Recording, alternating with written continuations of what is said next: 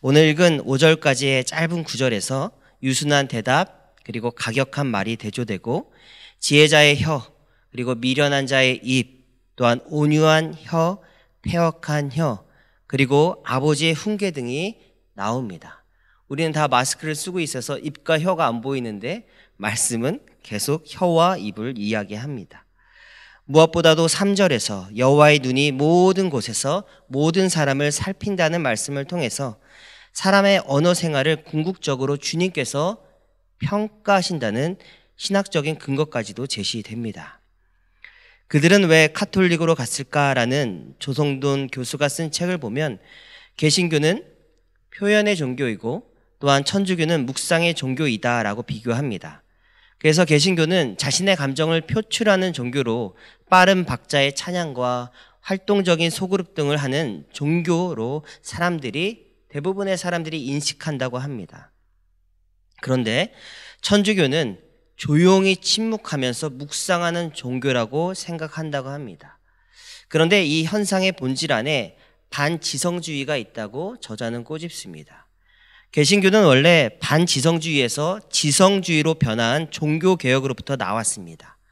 그런데 최근 개신교는 오히려 사람들의 인식 속에서 반지성주의 흐름으로 가고 있고 그에 반해 천주교는 어려운 교리와 깊은 묵상을 하는 지성주의 흐름으로 가고 있다고 생각하기 때문에 뭔가 더 종교적이고 더 지적으로 보이고 더 교양 있어 보이는 카톨릭을 사람들이 더 선호하게 된다고 이야기를 합니다. 오늘 1절의 말씀대로라면 기독교는 과격해 보이고 천주교, 카톨릭은 온순하고 유한 집단처럼 보인다라는 것입니다. 개신교는 문화와 그리고 교회와 복음 이 세 가지가 균형을 갖고 긴밀하게 연결되어 있을 때 건강하고 아름답게 성장을 합니다. 그런데 문제는 이 셋 중에 두 개에만 치중하게 될 때 반드시 균형은 깨지고 문제가 발생합니다.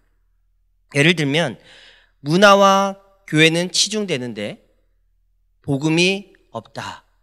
그러면 결국 자유주의 형태를 띠게 됩니다.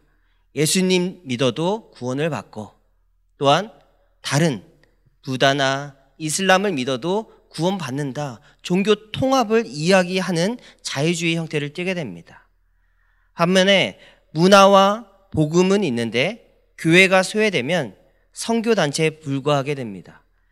교회는 전 연령대를 포함해서 한 성도의 인생 행로를 어릴 때부터 노년에 이르기까지 함께하는 곳입니다. 그러나 선교단체는 그것이 약하거나 사실 어렵습니다.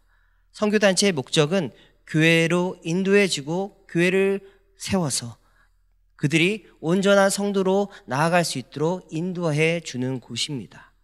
또한 복음과 교회는 있지만 문화를 고려하지 아니하고 치부하면 교회는 근본과 전통만 중시하는 마치 박물관 같은 곳이 됩니다. 그래서 문화가 빠진 교회는 젊은이들이 그곳은 나와 맞지 아니한 곳이라 여기고 결국엔 교회를 떠나가 버린다라는 것입니다. 잠언 15장의 말씀을 통해서 다루고 싶은 것은 언어 생활입니다. 복음과 교회와 문화 중에서 어떻게 보면 문화 부분을 다루려는 것이라고 보시면 됩니다. 예수님 당시 바리새인들과 서기관들은 예수님과 대화가 통하지 않았습니다. 왜냐하면 그들은 근본주의자들이었기 때문입니다. 전통을 고수하고 자신들이 옳다고 믿는 것을 굳게 믿는 그러한 사람들이었습니다. 그러나 예수님은 당시 문화를 이해하고 당시의 신분의 높고 낮음을 구분하지 않고 모든 사람을 수용하면서 대화하시는 분이셨습니다. 한마디로 균형 잡히시고 건강한 열린 분이셨습니다. 이런 분과 바리새인과 서기관이 모이면 대화가 되지 않았습니다. 누구 문제입니까? 바리새인들과 서기관들의 문제입니다. 그들은 전통을 고수하고 진리되시고 온유하신 예수님을 받아들이지 못하는 자들이었습니다. 그들은 가격한 말과 마음으로 늘 노를 격동시킬 뿐이었습니다. 2절에 지혜 있는 자의 혀는 지식을 선히 베푼다 말씀합니다. 아름답게 장식하다라는 그림 언어를 담고 있습니다. 즉 지혜자는 생각을 깊이 하여 말로는 아름답게 장식을 하듯 말을 표현한다라는 뜻입니다. 말과 생각 사이에는 밀접한 연관성이 있습니다. 말이 곧 인격이고 인격자는 지식을 선히 아름답게 장식하듯이 그 말을 어디에 두어야 할지 생각하면서 말을 한다라는 것입니다. 며칠 전부터 집에 아내 이름으로 택배가 하나둘씩 왔습니다. 그리고 집안 이곳저곳에 나름 있어 보이는 촛불과 유리잔, 조명 장식 등이 보였습니다. 그래서 생각하기를 아하, 아내가 또 무언가를 준비하는구나 라는 생각이 들었습니다. 그리고 어제는 저희 둘째 아이가 1000일 되는 날이었습니다. 아내는 아이의 1000일을 기념하고 기억하기 위해 그동안 하나 둘씩 구매한 장식들을 한 군데 모아 식탁 위에다가 아기자기하게 장식을 해서 꾸며 놓았습니다. 참 보기 좋았고 이뻤습니다. 이러한 일련의 모습과 가정을 보면서 이런 생각이 들었습니다. 내 입에서 나가는 말이 누군가에게 아름다운 장식처럼 눈으로 보기에도 좋고 선하고 아름다운 영향력을 행할 수 있다면 좋겠다라는 생각을 했습니다. 말을 꺼내기 전에 생각의 택배를 그 안에 있는 장식 하나하나를 아름답게 닦고 준비하고 꺼내기 전부터 어디에 장식하면 아름다운 말이 될까 그렇게 상상하니 기분이 좋았습니다. 왜냐하면 그 누구도 집이 꾸며져 있고 청소되어 있는 것을 좋아하지 않을 사람은 없기 때문입니다. 싫은 것은 집이 더럽고 쓰레기가 여기저기 있는 것입니다. 그렇듯이 우리의 말도 질서정연하게 어떻게 말을 하고 어떤 형식으로 대답하느냐에 따라서 균형과 건강함을 동시에 가질 수 있다라는 것입니다. 그러나 2절 말씀 반대로 미련한 자의 입은 미련한 것을 쏟는다고 말합니다. 쏟아내다는 동사는 샘물이 솟구쳐 오르다 그리고 바람이 몰아치다라는 뜻으로 사용됩니다. 즉 어리석고 미련한 자는 반사회적이고 또한 비도덕적인 말을 통제가 불가능할 정도로 쏟아내는 사람이라는 것입니다. 아름답게 장식하는 사람과 그리고 쏟아내는 사람, 정반대의 모습을 보게 됩니다. 가끔 우리는 너무나 가깝기 때문에 늘 일상적으로 함께 살고 있는 가족에게 함부로 말할 때가 있습니다. 입을 닫아야 되는데 그 입을 닫기가 어렵고 혀를 감춰야 하는데 그 혀를 감추지 못하는 날이 있습니다. 그래서 마음 한구석에서부터 독사의 혀가 꿈틀거리고 입술 근육을 좀 풀어줘야 직성이 풀릴 것 같을 때가 있습니다. 그래서 말을 하면서 내가 내뱉은 말을 합리화하기 위해서 과장된 말을 보태게 되고 또한 상대방의 말보다 내 말이 중요하므로 상대방의 말꼬리를 잡거나 자르는 빈도가 높아질 때가 있습니다. 즉 필요 이상으로 나의 말이 많아지고 나의 교만이 독을 품고 터져 나오면 그리고 상대방을 말로 짓누르려고 할 때 바로 그것이 미련하고 어리석은 모습이라는 것을 우리가 기억해야 합니다. 이런 행위는 마치 함께 먹는 밥상을 엎어버리는 행위와 같다라는 것입니다. 반드시 멈춰야 하고 반드시 입을 틀어 막아야 합니다. 내 앞에 있는 가족이 아내이든 자녀이든 간에 상관없이 그 상대방은 쏟아지는 나의 말로 인해서 분노가 일어나고 반사회적인 감정이 가슴에 새겨지게 됩니다. 최근에 베스트셀러 목록에 오른 언어의 온도라는 책을 보면은 경북 애천군에 언총이라는 말 무덤이 있다고 합니다. 그러니까 달리는 말이 아니라 입에서 나오는 말을 묻는 무덤이라고 말합니다. 그 무덤에는 그러니까 마음이 흉흉하고 기분 나쁜 일이 휩싸일 것 같을 때 사람들이 언총으로 가서 그 더럽고 기분 나쁜 감정과 마음과 지저분한 단어와 언어들을 묻는다고 합니다. 한마디로 말 장례식을 치르는 것입니다. 그러면 신기하게도 개인적으로도 가정적으로도 일어날 법한 다툼과 언쟁이 수그러든다고 합니다. 우리가 언총으로 가야 합니다. 교만이 올라오고 뭔가 화가 날 것 같을 때 거기에 가서 묻어야 합니다. 우리에게 있어서 언총은 어디입니까? 말 무덤은 어디입니까? 십자가인 줄 압니다. 십자가 앞으로 나아가서 나의 미련하고 어리석고 지저분하고 더러운 모든 말과 감정을 묻어버려야 합니다. 오늘 부른 찬양의 가사대로 내가 매일 십자가 앞으로 나가야 합니다. 매일 십자가 앞으로 더 가까이 나오셔서 깨끗함까지 받으셔야 합니다. 우리가 매일 십자가 앞으로 나아가지 아니하기 때문에 이런 더럽고 어리석은 말이 우리 입에서, 가정 안에서 넘쳐나게 된다라는 것을 잊지 마시기 바랍니다. 우리 주님이 다 보시고 계시기 때문에 우리는 십자가 그늘 아래로 나아가면 될 줄 믿습니다. 3절 말씀입니다. 여호와의 눈은 어디서든지 악인과 선인을 감찰하시느니라 말씀합니다. 좋은 언어 생활을 하는 사람이 좋은 신앙인, 그리고 선하고 착한 신앙인으로 연결되는 어떤 신학적인 기초가 바로 3절의 말씀에 있습니다. 선과 악의 기준은 인간의 기준이 아닙니다. 하나님의 기준으로 판단됩니다. 하나님의 기준. 그래서 아무리 작은 선행이라도 하나님 편에서는 사소하지 아니하고, 또한 아무리 작은 사소한 죄라도 하나님 편에서는 그저 스쳐 지나가는 그런 일은 없다라는 것입니다. 왜냐하면 하나님은 모든 곳에서 모든 사람을 다 보시고 축복받을 자에게는 복을 주시고, 또한 정죄를 받고 벌을 받을 자에게는 그 받을 것을 꼭 받게 하시는 분이십니다. 시편 14편 1절에 어리석은 자는 그 마음에 이르기를 하나님이 없다 하는도다. 그들은 부패하고 그 행실이 가증하니 선을 행하는 자가 없도다 말씀합니다.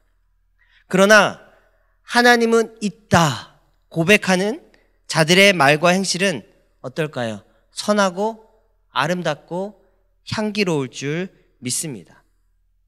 물과 식물의 관계를 생각해 보면 식물에게 물을 주고 나면 물은 흔적조차 발견하기 어렵습니다.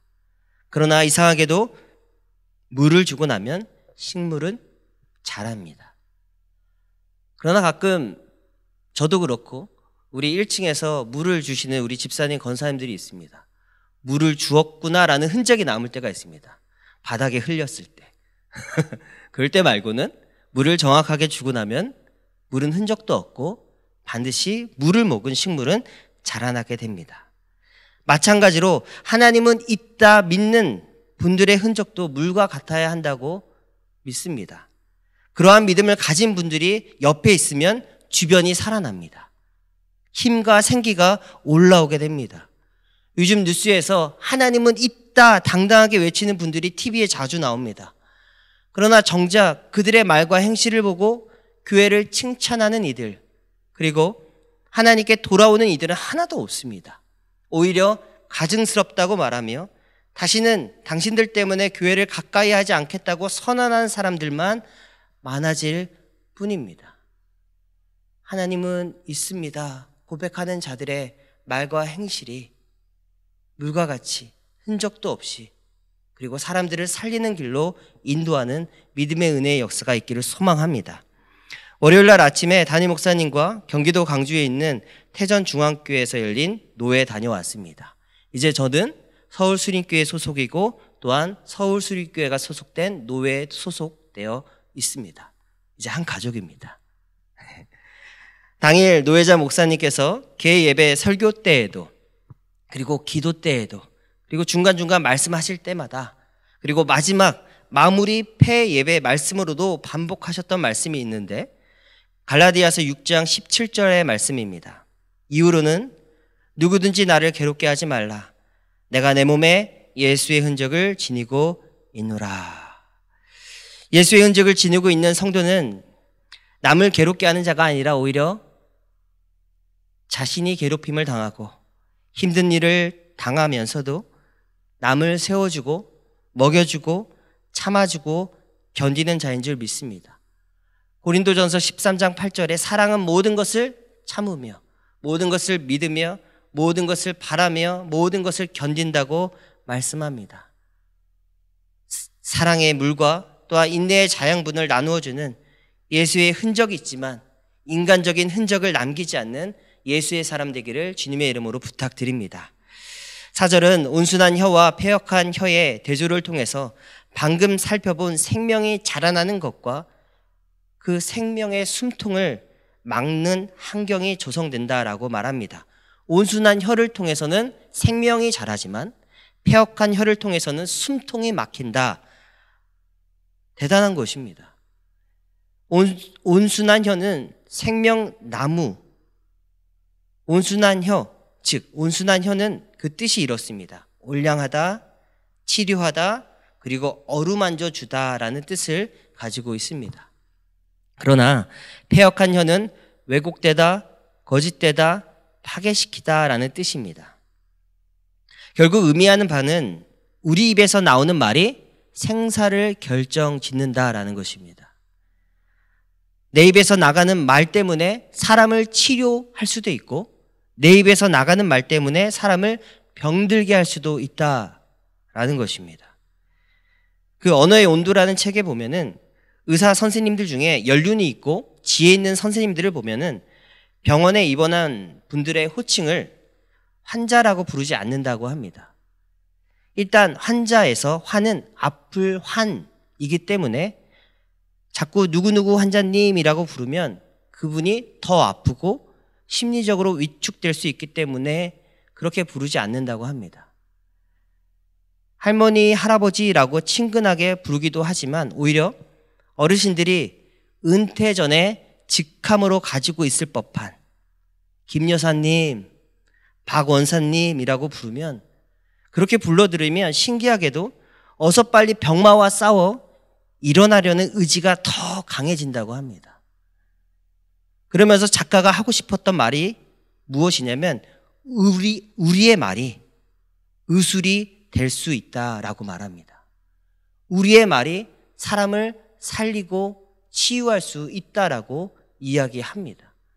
잠언 18장 21절 성경은 이미 우리에게 말씀하셨죠. 죽고 사는 것이 혀의 건세에 달렸나니 혀를 쓰기 좋아하는 자는 혀의 열매를 먹으리라. 잠언 21장 23절 입과 혀를 지키는 자는 자기의 영혼을 환난에서 보전하느니라. 우리의 입술과 우리의 말을 통해서 사람을 살리는 그런 약과 같은 은혜가 있기를 소망합니다. 결론적으로 지금까지 유순한 말과 지식을 선히 베푸는 모습과 온순한 혀, 성경 저자는 그것을 가지라고 말합니다. 그러나 반대로 미련한 혀, 패역한 혀, 가격한 말은 버리라. 이 모든 가르침을 우리 하늘 아버지께서 훈계의 말씀으로 우리에게 하신 것입니다. 매주마다 엘리베이터에다가 그림 파일로 된 말씀 이미지를 붙여놓습니다. 보시나요? 타자마자 앞을 보셔서 못 볼 수도 있는데 그 중에서 제가 개인적으로 좋아하는 이미지가 있습니다. 그리고 깊이 묵상했던 말씀이 있습니다. 시편 16편 7절의 말씀입니다. 나를 훈계하신 여호와를 송축할지라. 이 부분, 나를 훈계하신 여호와를 송축할지라. 이 부분의 큰 하이라이트로 된 말씀을 계속 묵상하면서 충격을 받고 은혜를 받았습니다. 다윗은 훈계하시는 여호와를 피한 것이 아니라 훈계하시는 여호와를 송축하고 찬양하였다는 사실에 적지 않게 놀라움을 얻었습니다. 사실 훈계받기를 좋아하는 사람은 없습니다. 그리고 여기 짧은 말씀 안에 있는 훈계와 송축은 어울리는 단어의 조합이 절대 아닙니다. 그런데 다윗은 자신을 훈계하시는 여호와를 찬송합니다. 이 모습이 참 멋있었습니다. 첫 번째, 여호와 하나님은 우리를 훈계하실 때 어떻게 훈계하십니까? 말씀을 통해서 훈계하십니다. 저는 오늘 아침 큐티 말씀을 읽으면서 하나님으로부터 훈계를 받았습니다. 내 안에 찌꺼기 같은 제약이 있고 그 찌꺼기를 불로 다 태워야 한다. 근데 그 불이 하나님의 진노의 불이다라는 이 말씀을 읽으면서 두려웠습니다. 그리고 하나님, 이 모든 나의 제약의 찌꺼기들이 주님의 성령의 불로 태워지기를 소망합니다. 묵상하고 기도하게 되었습니다. 그러나 최근 큐티 말씀을 하면서 9월달에 읽었던 에스겔서 말씀을 통해서 받은 훈계의 말씀이 잊혀지지 않고 마음에 새겨졌습니다. 9월 22일자에 있는 에스겔 13장 2절의 말씀을 제가 읽으면서 큰 도전을 받았습니다. 인자야, 너는 이스라엘에 예언하는 선지자들에게 경고하여 예언하되 자기 마음대로 예언하는 자에게 말하기를 너희는 여호와의 말씀을 들으라. 큐티를 하고 말씀을 읽으면서 13장 2절 말씀에서 멈췄습니다.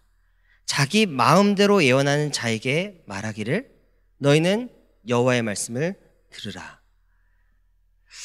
내가 혹시 내 마음대로 예언을 하고 내 뜻대로 해석하여 말씀을 전하는 자가 아닐까 하는 그러한 두려움과 경외심을 하나님이 주셨습니다. 그리고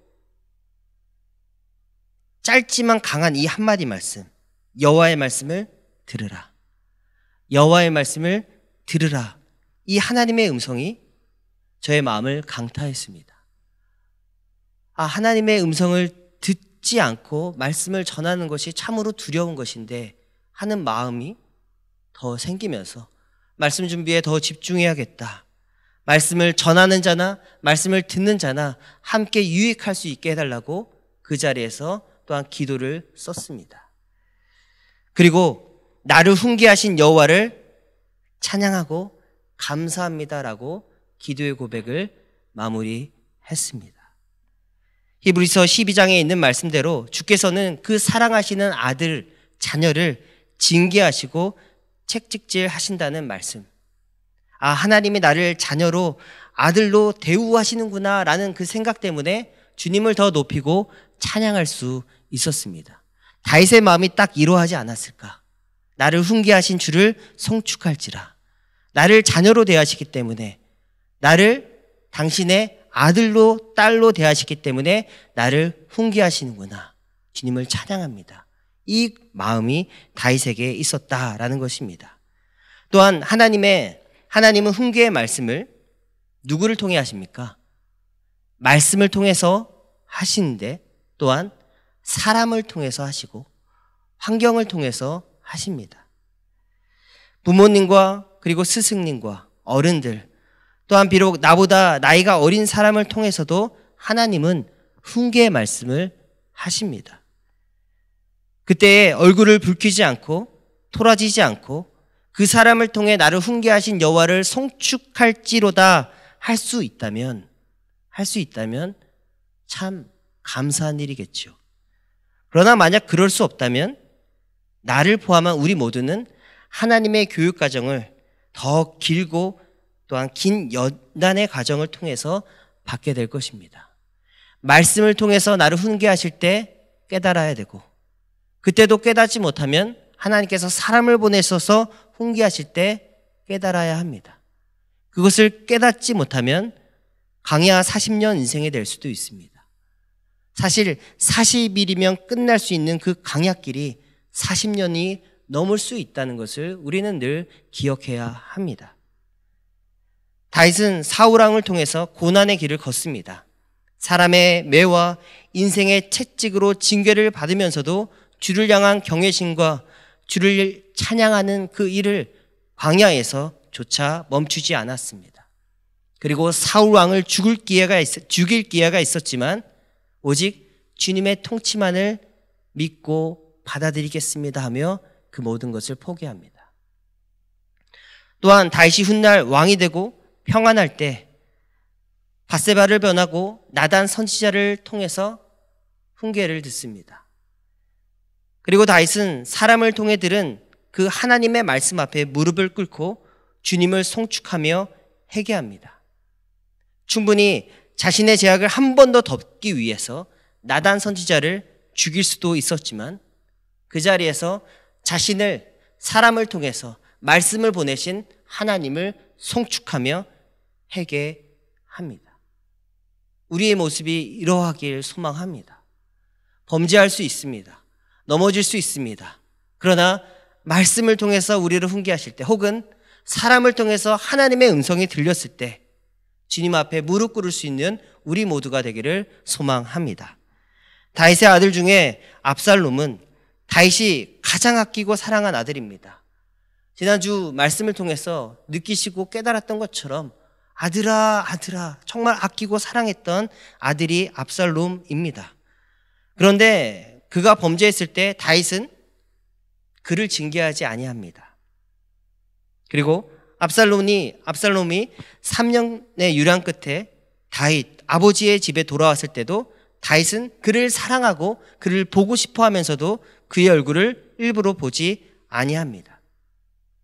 다윗이 아들 압살롬을 향한 용서는 한마디로 비인격적이었습니다. 그를 책망하고 훈계했다는 말씀은 그 어디에도 없습니다.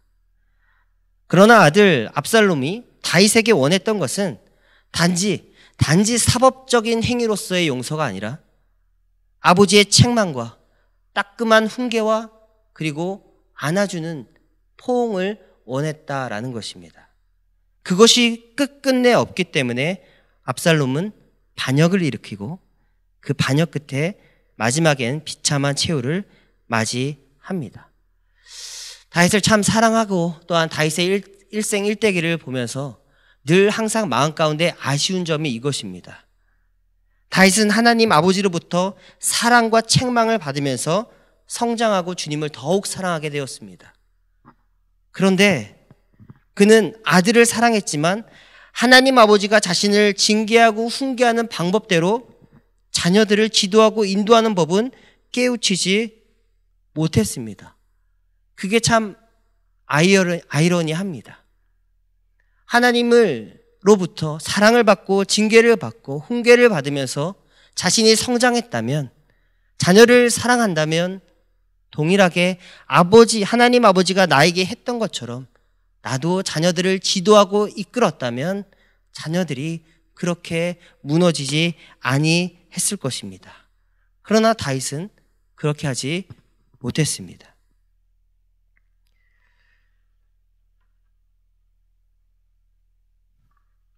마지막 설교 원고가 있는데 프린트를 못 해왔습니다.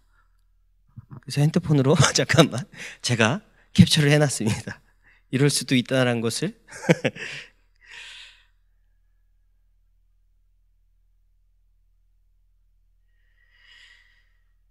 그래서 오늘 말씀을 준비하면서 이런 마음이 들었습니다. 5절 말씀해 보니까 아비의 훈계를 업신여기는 자는 미련한 자요, 경계를 받는 자는 슬기를 얻을 자니라 라는 말씀입니다. 하나님께서는 우리를 사랑하시기 때문에 훈계하시고 또한 경계를 받기를 원하신다라는 것입니다. 우리가 신앙생활을 하면서 가장 어려운 것은 하나님 아버지와의 관계에서 기싸움을 한다는 것입니다. 하나님 아버지와의 관계에서 기싸움을 해서 절대 하나님 아버지한테 지지 않으려고 합니다. 그렇게 되면 성도 개인이 지치게 됩니다. 그리고 성도 개인의 신앙생활도 무너지게 됩니다. 하나님 아버지와의 관계에서 나를 내려놓고 하나님 아버지한테 져야 합니다. 그래야지 그때에 진리가 우리를 자유케 하고 그때에야만이 내가 나를 어떻게 살아가며 나의 자녀들을 어떻게 지도해야 할지 보이게 된다라는 것입니다. 하나님 아버지와의 관계에서 지셔야 합니다. 기싸움을 해서는 안 됩니다. 그저 주일이 되고 혹은 수일이 돼서 교회에 왔다 갔다 하는 신앙생활은 참으로 쉽습니다. 그러나 하나님 아버지와의 관계에서 기싸움을 하면서 나의 길을 소진하고 나의 신앙이 무너지면 그때는 사실 신앙생활을 하는 것이 아닙니다. 그때는 사실 나의 모든 육체와 마음과 영혼이 무너지게 되는 것입니다. 하나님 아버지의 훈계를 받아들이는 슬기로운 하나님의 사람들 되기 원합니다. 신앙의 선배인 다윗조차도 하나님 아버지의 훈계를 받아들이며 주를 송축했지만 그것을 적용해서 자녀들을 지도하는 것은 사실 실패했습니다. 믿음의 선배들 중에도 그러한 선배들이 참으로 많습니다. 사무엘 선지자도 그러했고 또한 모세도 비슷하게 그러했다라는 것을 우리가 알고 있습니다. 원하기는 우리의 자녀들 중에 하나님 아버지를 떠나고 또한 하나님 아버지의 그 훈계를 듣지 아니하려는 그들을 먼저는 기도로 감싸주고 또한 끝내는 말을 해서 그들을 하나님의 길로 지도하고 인도할 수 있는 우리 모두가 되기를 소망합니다.